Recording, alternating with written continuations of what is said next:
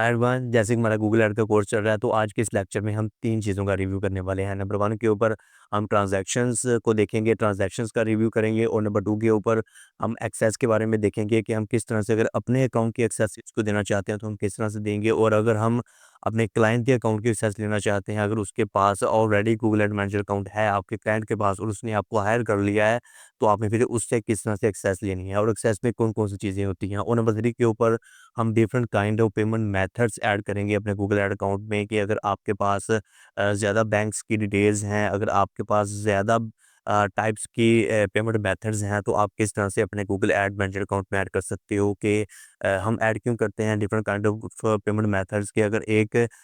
हमारे बैंक से जो है वो फंड्स कम हो गए हैं, तो हम दूसरे बैंक का जो है वो फंड्स वगैरह इस्तेमाल कर सकते हैं अपने गूगल ऐड मैनेजर अकाउंट में कैंपेन्स वगैरह को चलाने के लिए। तो हम ये 3 चीज़ें देखेंगे। So let's move to PC. तो यहाँ पर आने के बाद आपने ये जो नीचे लेफ्ट साइड के ऊपर आपको ये बार नज़र आ रही है, आपने आना है यहाँ पर बिलिंग में और बिलिंग में आने के बाद आपने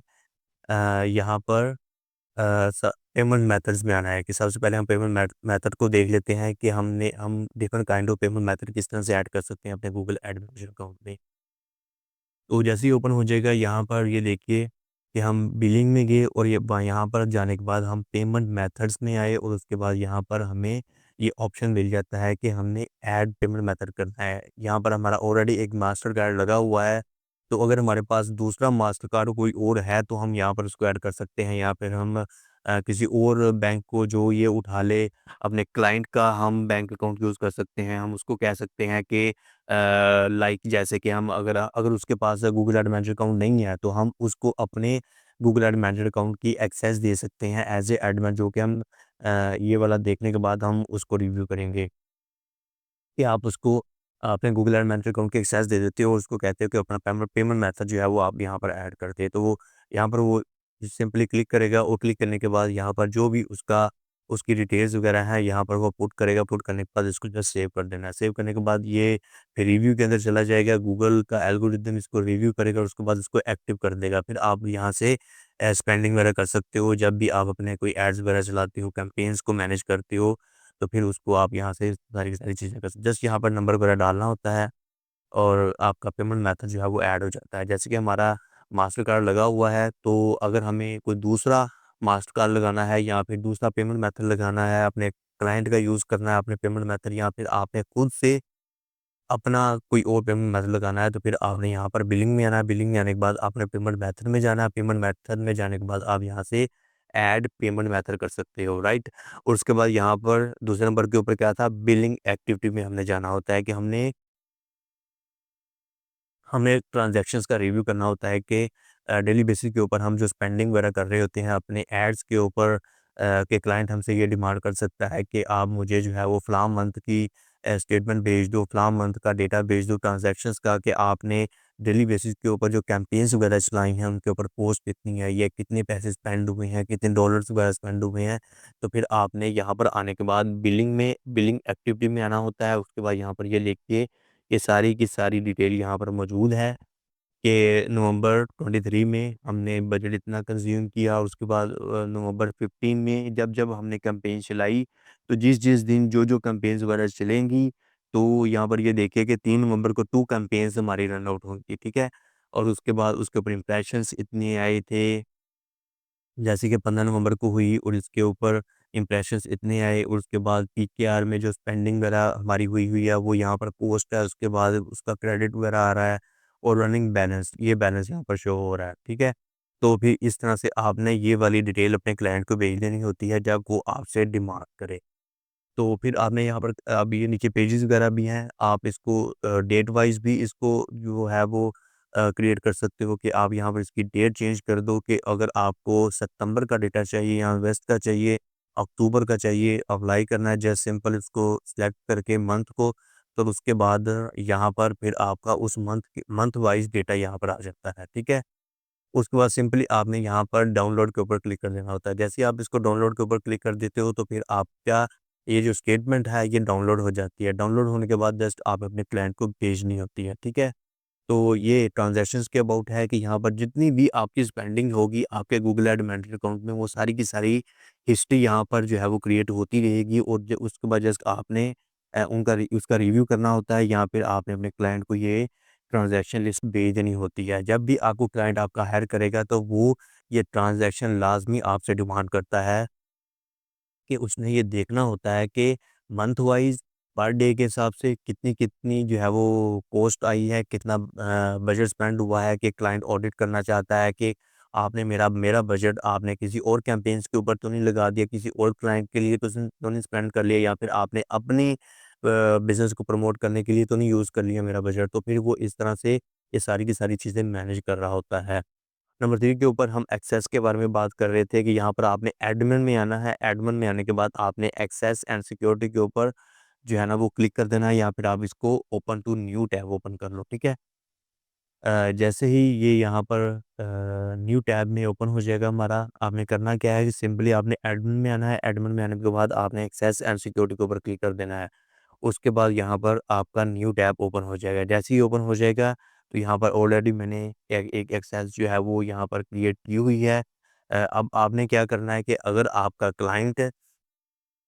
के पास ऑलरेडी आपके क्लाइंट के पास गूगल एड मैनेजर अकाउंट है, तो फिर आपने उसको कहना है कि मुझे एक्सेस दे दीजिए, या फिर अगर आप अपने अकाउंट की एक्सेस किसी को देना चाहते हो, तो फिर आप अपने अकाउंट की एक्सेस उसको यहाँ पर आकर दे सकते हो कि आप वो अपनी कैंपेन्स किसी से मैनेज करवाना चाहते हो, या फिर आप क्लाइंट्स की कैंपेन मैनेज कर रहे हो, ऑडिट कर रहे हो, रन कर रहे हो, जो भी कर रहे हो, तो यहाँ पर प्लस के ऊपर आकर आपने क्लिक करना होता है। जैसे ही आप इसको क्लिक कर देते हो, तो यहाँ पर ये डिटेल सारी की सारी ओपन हो जाती है कि आपने इनवाइट करना है यूज़र को, अपने वर्चुअल असिस्टेंट को, या फिर आप एज़ ए वर्चुअल असिस्टेंट हो अपने क्लाइंट्स के, तो फिर आपने यहाँ से उनसे ये कहना होता है कि मुझे एक्सेस दे दीजिए। यहाँ पर क्या चीज़ें होती हैं कि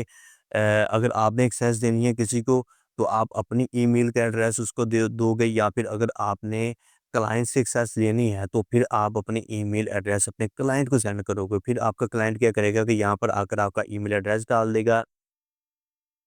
उसके बाद यहाँ पर उसने ऑप्शन सेलेक्ट करना होता है कि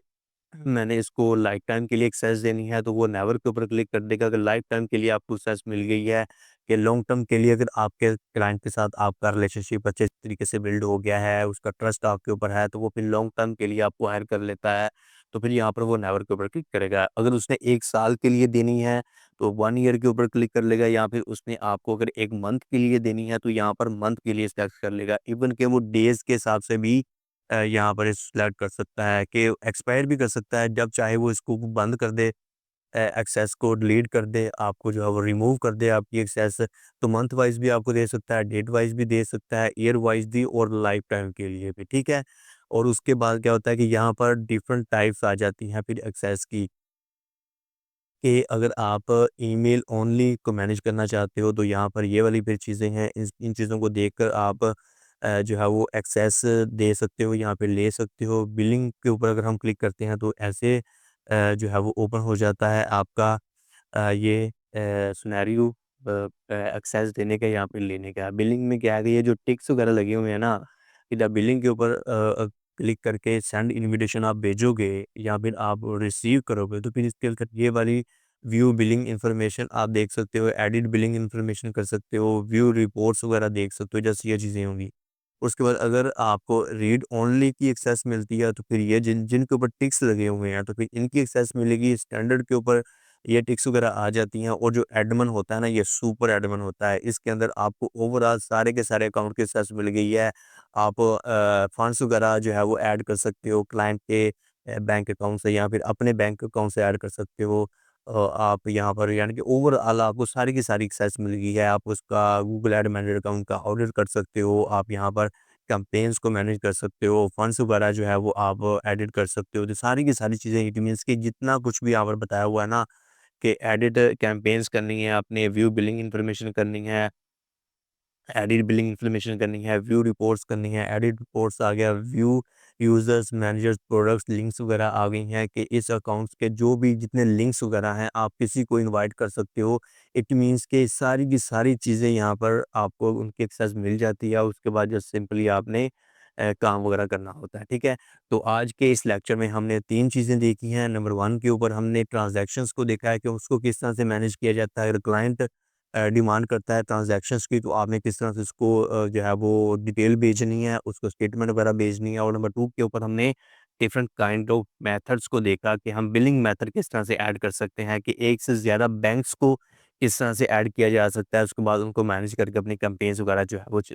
रन की जा सकती हैं। और नंबर 3 के ऊपर हमने एक्सेस के बारे में देखा कि हम एक्सेस किस तरह से दे सकते हैं और ले सकते हैं, और एक्सेस में कौन-कौन सी चीज़ें होती हैं कि आप एडमिन की एक्सेस लोगे तो आपको ओवरऑल सारी की सारी चीज़ें मिल जाएँगी। उसके बाद स्टैंडर्ड में क्या चीज़ें हैं, read only, billing, email only में जो-जो चीज़ें होती हैं, आप उसके अकॉर्डिंग